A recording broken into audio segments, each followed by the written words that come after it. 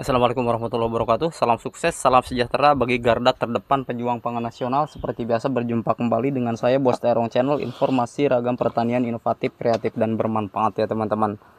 Pada kesempatan hari ini saya akan mengajak atau membahas teman-teman bagaimana mensiasati cara kita dalam budidaya berbagai macam tanaman ketika musim kemarau ya teman-teman. Karena sebagaimana yang kita ketahui bersama, saat musim kemarau tentunya tumbuhan itu tidak bisa tumbuh maksimal, dikarenakan memang tumbuhan itu adalah memerlukan hidrasi atau pengairan yang baik dan benar atau yang cukup ya teman-teman. Oke, simak terus videonya sampai selesai. Strategi dan cara apa saja yang harus kita lakukan ketika sebagai seorang petani memasuki fase musim kemarau ya teman-teman. Dan bagi teman-teman seperti biasa yang baru bergabung atau baru menemukan channel ini, agar semakin berkembang dan semakin bermanfaat, silahkan di subscribe dulu agar setiap kali saya upload video terbaru teman-teman tidak ketinggalan bagaimana tata cara kita dalam melakukan proses budidaya tanaman hortikultura ya teman-teman.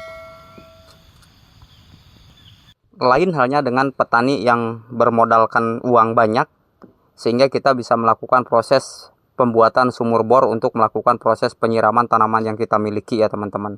Tetapi bagi para petani pemula, khususnya petani yang memang minim akan modal seperti saya ya teman-teman, siasat untuk melakukan proses penanaman dengan menyesuaikan diri dengan lingkungan tentunya sangat-sangatlah kita harus lakukan ya teman-teman. Terlebih karena memang sebagai seorang petani tentunya kita harus tidak henti-hentinya melakukan proses penanaman untuk melakukan proses penyambungan budidaya ya teman-teman. Nah, oleh karena itu simak terus videonya sampai selesai. Maka setelah itu timbullah pertanyaan, tanaman apa saja yang sekiranya bisa tumbuh meskipun minim akan perairan ya teman-teman, atau dengan penyiraman yang minim. Saran saya adalah ketika kita melakukan proses penanaman tentunya ada beberapa tanaman yang memang cenderung kuat terhadap kekeringan. Artinya teman-teman bisa mensiasati hal tersebut ketika teman-teman membudidayakan mentimun, maka mentimun tersebut diganti dengan tanaman yang lain yang sekiranya bisa melakukan proses penyiraman dengan minim ya teman-teman. Salah satu tanaman yang tahan terhadap kekeringan adalah kacang tanah ya teman-teman. Ini di belakang rumah saya yang rencananya tadinya saya akan melakukan proses penanaman cabai bara lokal. Karena memang terjadi kekeringan, akhirnya saya mensiasati dengan cara menanam kacang tanah ya teman-teman. Dan kemudian untuk kacang tanah ini, meskipun cenderung minim akan air atau penyiraman, tetap kacang tanah ini bisa tumbuh ya teman-teman.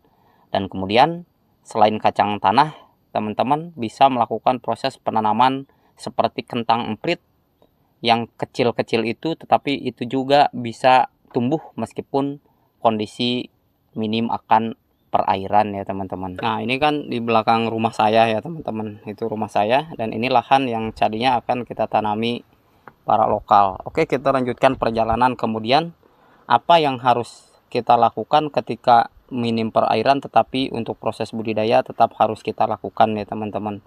Simak terus perjalanannya sampai selesai ya teman-teman, karena pada kesempatan hari ini saya juga sedang melakukan proses penyiangan atau pengoretan terhadap tanaman jangka panjang, yaitu tanaman durian, tanaman alpukat, dan tanaman rambutan ya teman-teman.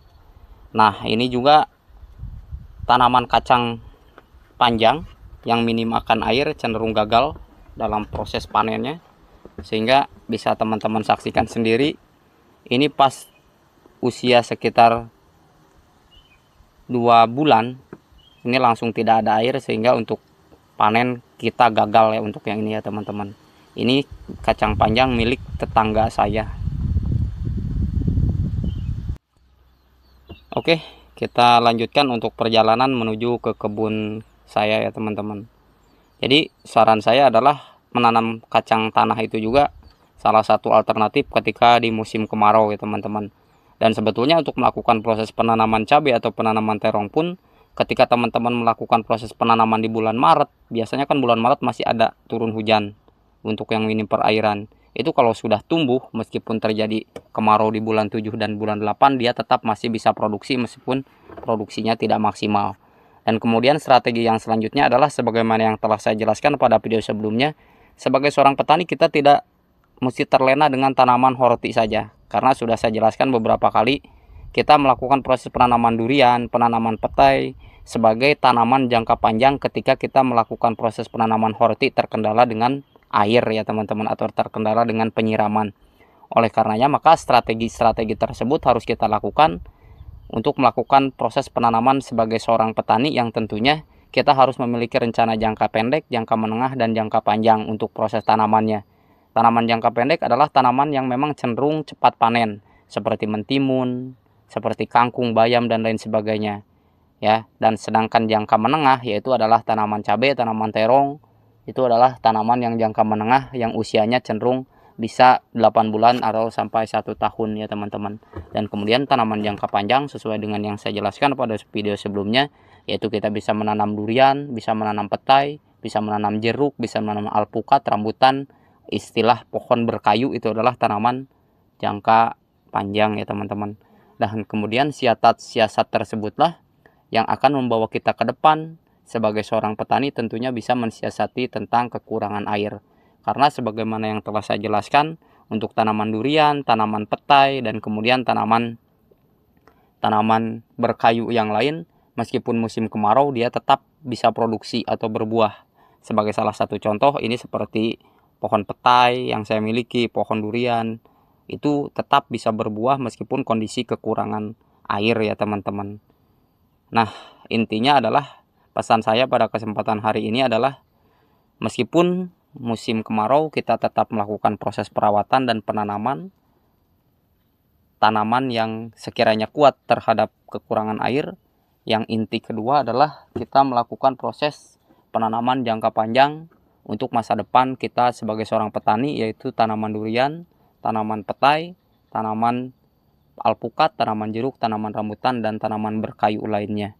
Karena sebagai seorang petani tentunya kalau usia kita sudah tua, kalau usia kita sudah tenaganya sudah habis, maka ke depan tetap saja kita harus bisa memenuhi kebutuhan kita sehari-hari. Salah satunya dengan kita memiliki pohon-pohon berkayu seperti durian, rambutan, alpukat, mangga, dan lain sebagainya.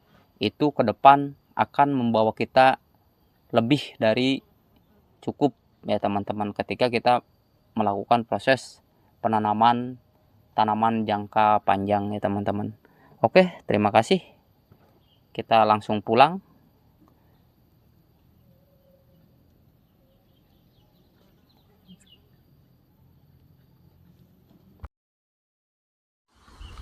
Semoga bermanfaat. Kurang lebihnya mohon maaf. Tetap semangat. Para garda terdepan pejuang pangan nasional. Tanpa pangan yang cukup maka bangsa dan negara tidak akan maju. Akhir kata, assalamualaikum warahmatullahi wabarakatuh.